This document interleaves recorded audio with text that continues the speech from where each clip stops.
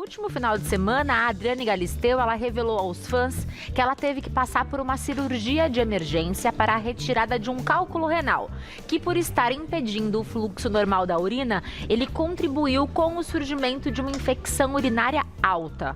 A presença de pedra nos rins é considerada comum em adultos, mas ela pode ser prevenida com cuidados simples. E para que a gente entenda mais sobre esse assunto, nós convidamos o Dr. Bruno Benigno, que é urologista e oncologista, para essa nossa pauta médica. Seja bem-vindo, doutor. Pamela, muito obrigado mais uma vez estar aqui com vocês para falar de um tema, um dos mais frequentes aí na urologia, atingindo tanto homens quanto mulheres. Então, e é um assunto que ficou em alta devido a esse problema que a Adriane Galisteu enfrentou e que ela descreveu como grave. Na questão que ela enfrentou, ela fala sobre pedra nos rins, que é o cálculo renal, e ela fala também sobre uma infecção urinária alta. O que foi que aconteceu com ela, para que a gente entenda como que a infecção urinária está relacionada com o cálculo renal? É interessante, né? O caso, obviamente, da Adriane em questão, eu não tenho acesso às informações, mas baseado nessas informações fornecidas, né, pelo que é público, a gente pode presumir que houve, em algum momento, um entupimento do sistema de drenagem de urina do rim até a bexiga. Esse sistema ele tem que ser muito fluido. Então, o sangue é filtrado, a urina é produzida e praticamente pela gravidade essa urina tem que chegar até a bexiga. Quando há uma obstrução, e geralmente essa obstrução ela pode ser causada por uma pedra, né, conhecido por nós médicos como cálculo renal, esse fluxo pode represar a urina lá no rim. E as bactérias podem aproveitar esse represamento e causar o que a gente chama de infecção urinária alta. Ela é diferente da infecção urinária baixa, que é a cistite, que todo mundo conhece, né? Nesse caso, aqui a gente está mostrando um pouco do tratamento, né, de como é feita a implosão de um cálculo. Mas antes dessa etapa de implosão de um cálculo, é preciso primeiro identificar a altura da infecção. As infecções urinárias altas, elas são mais preocupantes. Por quê? Porque elas estão muito próximas do rim. E o rim é um órgão extremamente vascularizado, como vocês podem ver aqui nessas imagens. Então, está muito próximo dos vasos sanguíneos. Então, a bactéria também pode cair na circulação sanguínea com maior facilidade. E é por essa razão que é um quadro muito grave, muito importante. Então, existe uma relação. Uma pessoa que tem cálculo renal, ela pode ter mais chances de ter também uma infecção urinária e vice-versa? Exatamente. Agora, é importante a gente balizar algumas coisas a respeito do cálculo renal. Aproximadamente 8 a 10% da população brasileira sofre com cálculos renais e boa parte dessas pessoas não sabem que tem o cálculo renal, a pedra, né? E dessas pessoas que têm o cálculo renal, a gente sabe que há um aumento de 30% da incidência de cálculos no verão, que especialmente essa época do ano que nós estamos vivendo. E desses 8 a 10%, a gente está falando em torno de 16 milhões de brasileiros, nós sabemos que cerca de 500 mil deles vão precisar em um ano de assistência médica, quer seja por uma cólica renal ou mesmo no caso de uma obstrução levando a uma infecção urinária alta, que também é conhecida por nós médicos como pielonefrite. Ou seja, muitas pessoas podem ter um cálculo renal, podem ter a pedra no rim e não sentir nada a vida toda. Exatamente, é isso que eu queria mostrar para vocês aqui. Pode mostrar assim, o doutor tem um equipamento, um computador muito especial que a gente consegue entender assim, como que o corpo funciona. Bom, então deixa eu primeiro mostrar para vocês aqui o abdômen, eu vou tirando por camadas aqui, tá, Pamela? Então a gente vai primeiro aqui abrir essa região do abdômen e percebam que o rim, ele é essa estrutura, formato de um feijão, ele tem mais ou menos 8 a 10 centímetros aos pares, né? São o rim direito e o rim esquerdo, e a função do rim, basicamente, é fazer a filtração aqui do sistema do sangue. Então, o nosso sangue, ele vem lá do coração e ele entra aqui nessa parte cinza do rim, que eu vou tirar aqui da frente para vocês. Eu vou abrindo o rim para que vocês possam entender as camadas. Então, uma vez que a gente abre o rim, nós encontramos essa camadinha de gordura que faz a proteção dos vasos sanguíneos. Conforme o sangue vai entrando no rim, esses vasos eles vão se ramificando, até eles ficarem mais finos do que um fio de cabelo. E aí que eles podem ser, esse sangue pode ser filtrado. Aqui no rim existe uma estrutura chamada de papila renal. Então vou chegar bem perto do rim aqui para vocês, tá? E então o que a gente está vendo? O rim por dentro. Perceba que eu já desenhei aqui uma pedrinha que nessa está região. interrompendo mesmo esse bom funcionamento. E olha só, tá vendo essa parte vermelha? Isso a gente chama de papila renal, ou papila do rim. Parece um saleiro. Parece mesmo. Né? E na pontinha dessa papila renal a gente consegue ver os poros, que é por onde brota a urina. Então a urina sai por esses poros e desce pelo canal. Lembra, o sangue entra, passa pelos filtros e ele sai. Então, entra sangue, sai sangue. Só que nesse processo é como se a gente, entre aspas, né, espremesse, filtrasse o sangue, as impurezas. Isso é o que a gente chama de urina. A urina nada mais é do que o produto, a sujeira do sangue. E nesse caso, quando nós temos um cálculo renal, uma pedra, entope, essa urina não consegue descer. Exatamente. Agora perceba, essa pedra ela está entupindo esse canal aqui, a drenagem. Então, toda vez que o fluxo de urina é interrompido, eu vou desenhar aqui num outro ponto, olha. Imagina agora que essa pedrinha desceu e ela está nessa área aqui, ó. Eu vou desenhar ela bem aqui, ó. Eu vou desenhar uma pedra grande, ó. Então, imagina que a pedra parou agora aqui. O que vai acontecer? Vai começar a aumentar a pressão dentro do sistema. O rim vai começar a tentar contrair para expulsar a pedra. Isso aumenta a pressão dentro do sistema e é aí que o paciente tem a famosa cólica de rim. Então a primeira mensagem aqui é: nem todo mundo que tem pedra no rim vai ter cólica de rim. Porque se o rim não fizer esse trabalho, eu não vou sentir nada. Exatamente. Isso é grave, não é? É grave, porque o que nós percebemos é o aumento da pressão dentro do rim. Se a pressão está baixa, está tudo bem. Só que existe um detalhe nessa história, que em alguns casos o paciente pode ter uma dor rápida, transitória, e ele acha que não é nada. Que passou. Passou, foi tudo bem. Teve uma dorzinha, ficou com náusea, ficou com vômito alguns dias e foi para casa. E ele acha que pelo fato de ter parado a dor, está tudo bem. Mas na verdade a pedra pode ainda estar lá. E aí o paciente pode evoluir com o quadro da infecção urinária alta. E o rim pode ir perdendo gradativamente. Então por isso que eu falo para os pacientes, para quem está nos assistindo, o fato de você ter melhorado a dor pode ser duas coisas. Primeiro, a pedra saiu.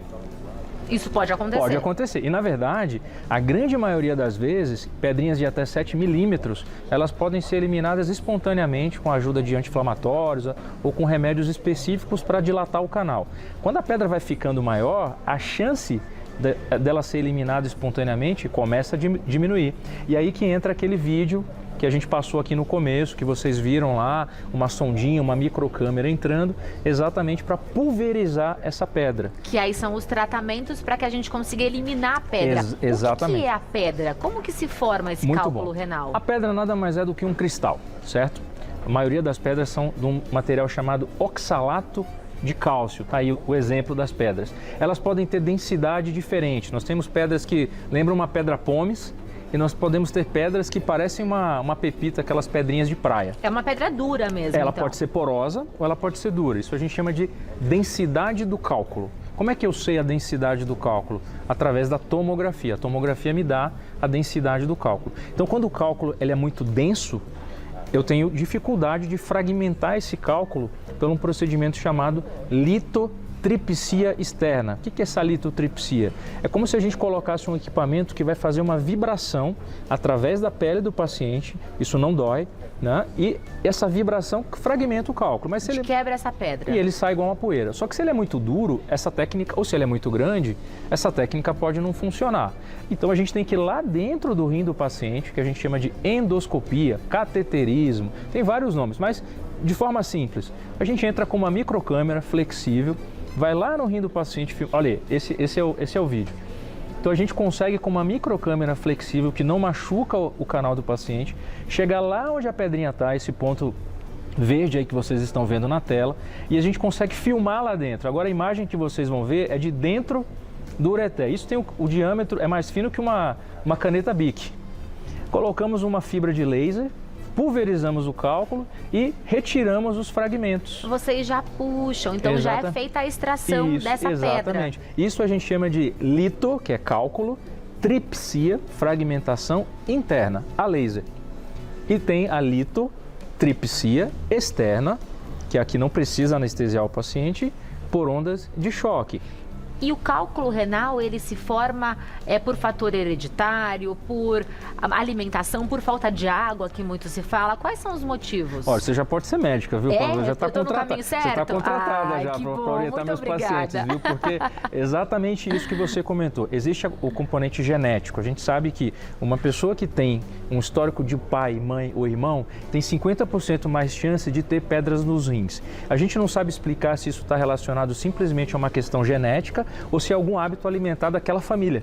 Às vezes aquele indivíduo vem de um núcleo familiar que consome muito sódio, que consome muito alimento processado, embutido, que bebe pouca água. Então, às vezes, ele pode ter uma cultura alimentar que favorece também o desenvolvimento de cálculo. E o terceiro ponto é pouca água. Eu gosto de dar um exemplo para quem estiver assistindo aí, as crianças que estiverem assistindo, para o exemplo na química da escola.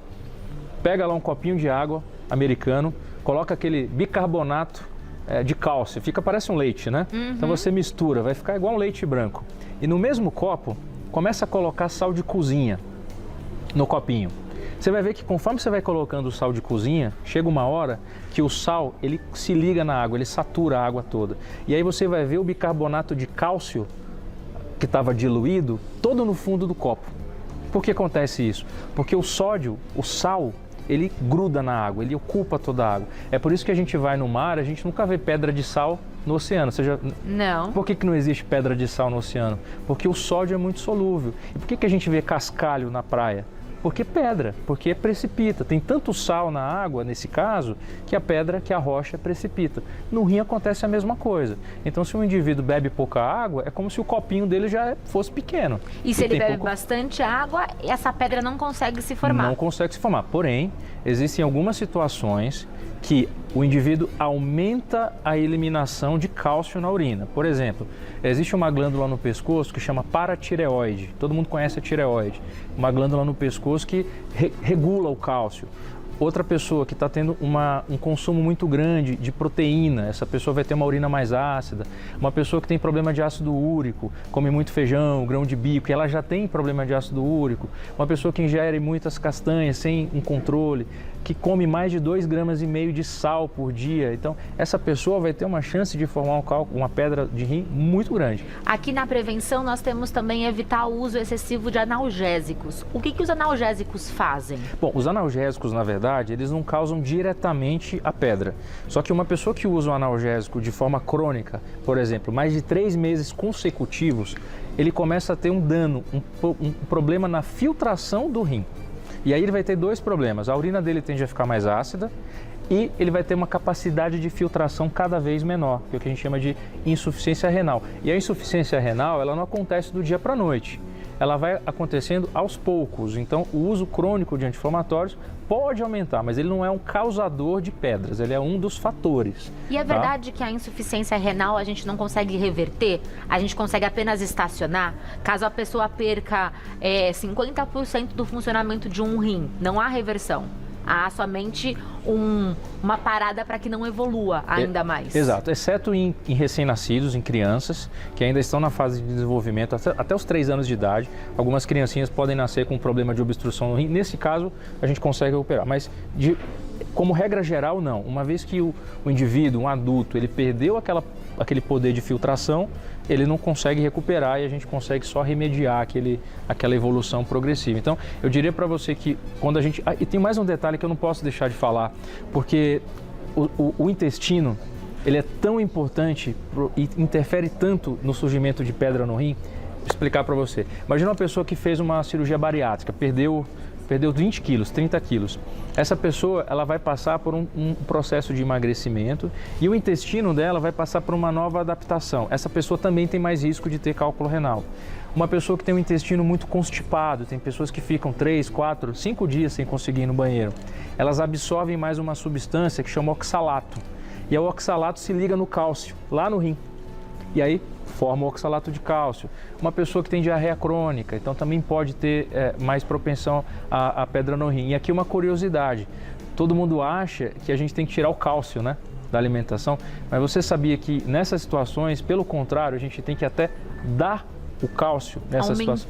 Aumentar o consumo, então? Para fazer com que o cálcio se ligue não ao oxalato, não no rim, mas no intestino. e aí ele é eliminado sem ser absorvido. Então, vejam como é muito importante uma avaliação médica individualizada. Claro. E na questão do consumo de água, quanto que nós devemos beber de água? Excelente, ó, 2,5 litros a 3 litros de água por dia. Mas uma dica prática que eu digo para todos os meus pacientes, a única urina do dia que você pode ter com aquela cor de mais escura, concentrada, mais dourada, né? Exato. É a da manhã, é a primeira urina da manhã, porque você está 6 horas, 7 horas sem beber água, você está dormindo. Todas as outras urinas do dia têm que ser claras. E como regra prática que eu uso para mim, eu tenho uma regra seguinte: acordei, da hora que eu acordo até a hora do almoço, eu tenho que ir 3 vezes de manhã ao banheiro. Então a gente está falando em algo a cada 2, 3 horas no máximo. 3 horas no máximo. Não podemos segurar a urina. Exatamente. Isso faz mal também? Faz mal, mas se você faz isso cronicamente, segurar a urina é um mecanismo normal, mas se você faz isso de forma crônica, outra coisa que pode acontecer, já estou puxando para disfunção miccional, mas às vezes as mulheres seguram muito e não estão em casa à vontade, não encostam no vaso sanitário e criam um reflexo de urinar de cócoras sem encostar, por questões de higiene, obviamente, só que isso pode criar uma dificuldade do esvaziamento da bexiga também. E aí a gente pode levar a outros problemas relacionados a pedras na bexiga, a infecção urinária de repetição.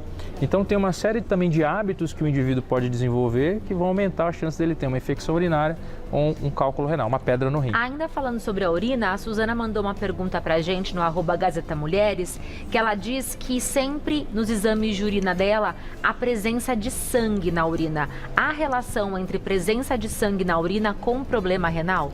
Sim, há relação. Então, se a gente pegasse 100 pessoas com o mesmo problema que ela acabou de relatar, sangue na urina, a gente tem que primeiro separar essas pessoas em dois tipos, né? 2 grupos. Aquelas que têm o sangue vivo, né? Então, ela vê o sangue ali, nítido na urina, tá? E aquelas pessoas que descobrem no laboratório. Então, elas vão fazer um exame de rotina, de acompanhamento e de repente aparece lá sangue. Fala, ué, nem sabia que tinha sangue. Então, no primeiro grupo, que são as pessoas que têm o sangue vivo, a principal causa é a infecção urinária. Cistite. Então, a grande maioria das vezes as pessoas têm infecção urinária, né? Ou uma pelonefrite, ou ela pode ter uma inflamação na bexiga, ou uma pedra no rim.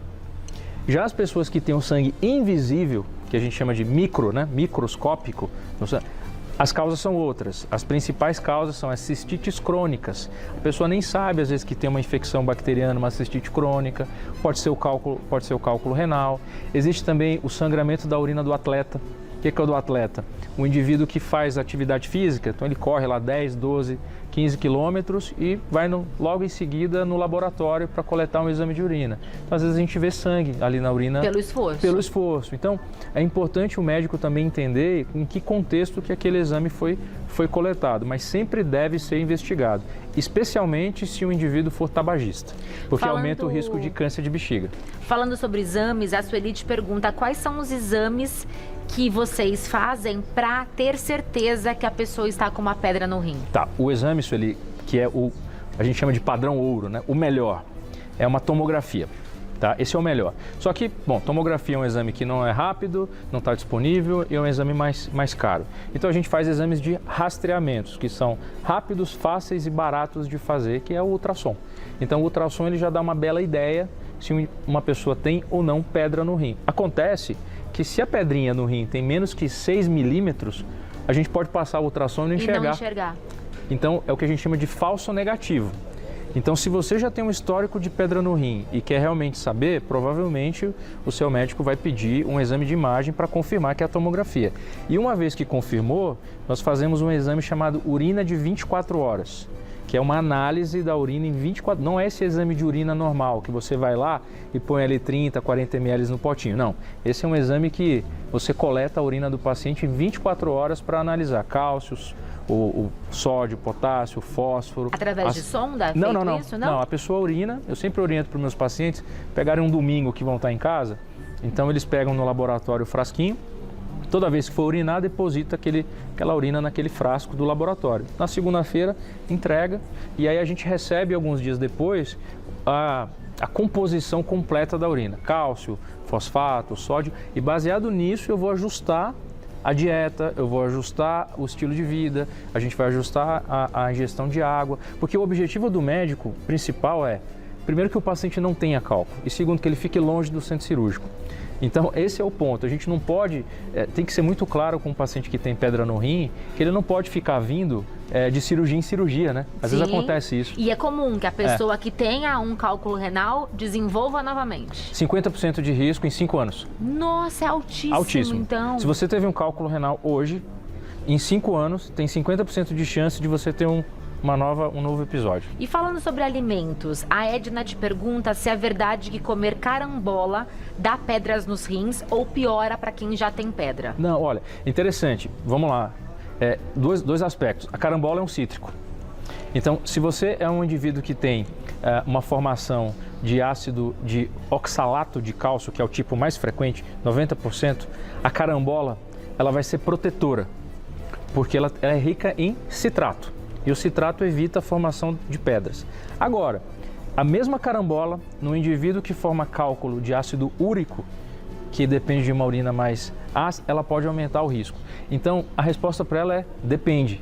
Depende do tipo de cálculo. Para alguns pacientes eu vou estimular a ingestão de cítricos, para outros eu vou estimular a ingestão de outros tipos de alimentos. Mas a carambola, na quantidade que a maioria das pessoas é capaz de consumir, dificilmente vai provocar, a não ser que ela seja realmente um grande fã de carambola. Que é difícil de encontrar, né?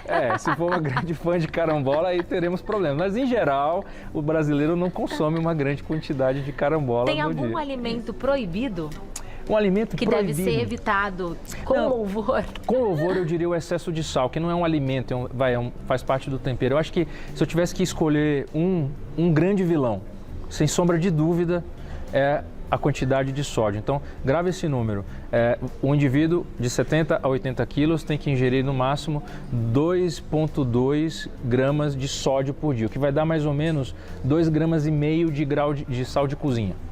E é bacana até a gente pegar aqueles pacotinhos, né, que os restaurantes oferecem para que a gente entenda exatamente essa quantidade. E tem que ler, Pamela, criar o hábito de virar a embalagem e olhar quantos miligramas de sódio tem por dia. Então, olha, se você pode ingerir até 2,5 gramas, são 2.200 miligramas de sódio por dia. Então, você sabia que em 50 gramas de salame, a gente tem 900 miligramas de sódio, ou seja... E trocar o tipo de sal, porque a gente fala do sal marinho, do sal do Himalaia, do sal light, vale a pena? Não, isso na verdade ganhou muita popularidade na culinária gourmet, o sal do Himalaia, porque ele é bonito de se ver, ele é rosa, realmente ele tem uma concentração um pouco menor, mas se você observar mesmo no final do dia, não há uma diferença grande nessa concentração de sódio. E o que vale mesmo é o consumo global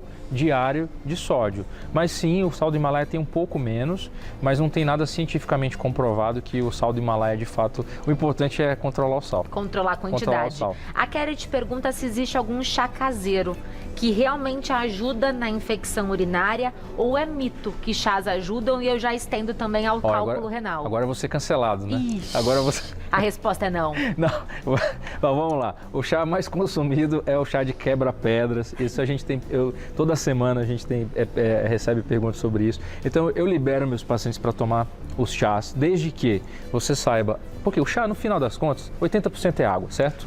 Então, no final do dia, você fica feliz que está tendo consumo de água. Eu fico feliz.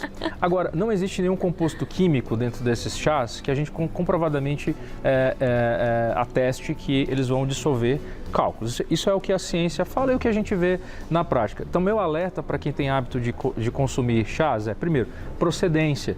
Você precisa saber o que tem, quem que é o fabricante, o que está escrito no rótulo. Às vezes no chá, você não sabe, pode vir um fungo, pode vir palha, pode vir capim, pode vir um monte de coisa. Então, o chá você pode consumir, mas sempre de um fabricante confiável, de uma empresa que você tenha esse selo, digamos aí, de garantias. Então, não tem problema não. Tá tudo certo. Vou tentar ficar em cima do muro aqui, senão... A Rosa te pergunta sobre semente do tomate. Ela causa pedra? Não, a semente do tomate, ela é rica em o licopeno. Ela ganhou muita popularidade por conta do câncer de próstata, mas ela não causa pedra, não tem problema nenhum. O que acontece é que essa questão do tomate, ela está muito associada ao sal. Geralmente, as pessoas que consomem muito tomate, em geral, se não é uma regra, elas acabam temperando bastante o tomate com muito sal.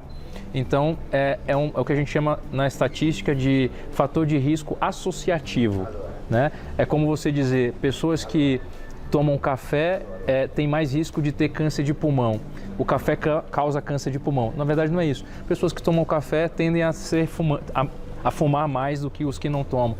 Então, é a associação. É o que a gente chama de... Não tem nexo de causalidade, mas tem um nexo que a gente chama de associativo. Então, é mais por isso. Essa pauta é muito importante porque falando em valores, em números, tanto a pedra no rim quanto infecção urinária acomete mais as mulheres. Sim.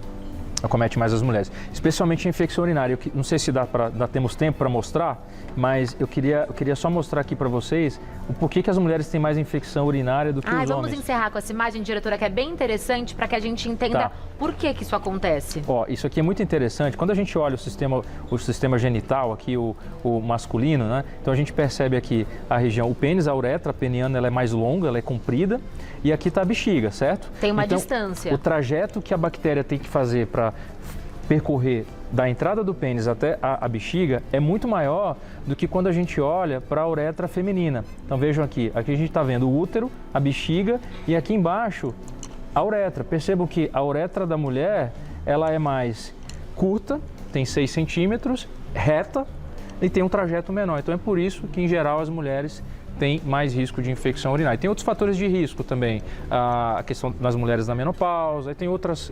A gente pode... E a porcentagem é bem maior, não é? A gente está falando de, a cada 10 indivíduos, 7 são mulheres e 3 são homens. E geralmente a infecção urinária no homem está associada ao problema da próstata e não da uretra.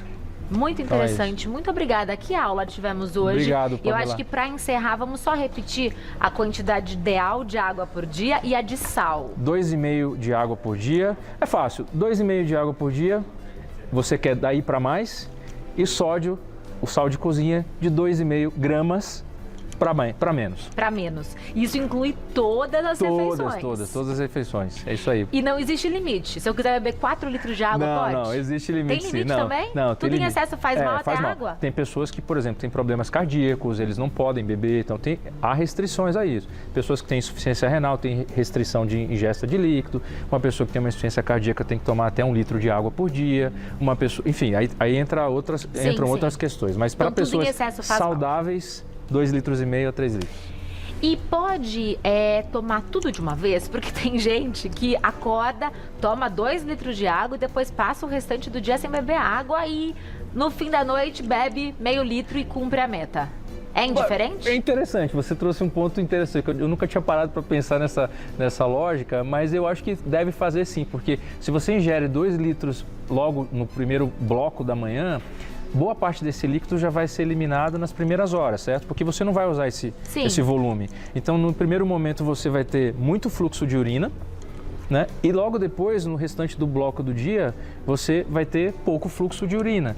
Então, no final, o que importa é um fluxo contínuo, para o cristal não ter tempo de aglomerar, de agregar. Porque a pedra é um conjunto de cristais. Então, se você dá tempo para o cristal colar, vai ter mais pedra. Então, eu acho que vale mais a média do que o pico. Bom, aí é uma opinião.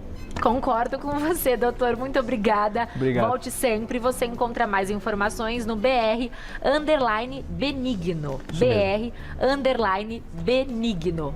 Obrigado. DR ou BR? É, DR de doutor. DR de doutor. DR_Benigno. Muito obrigada. Muito obrigado.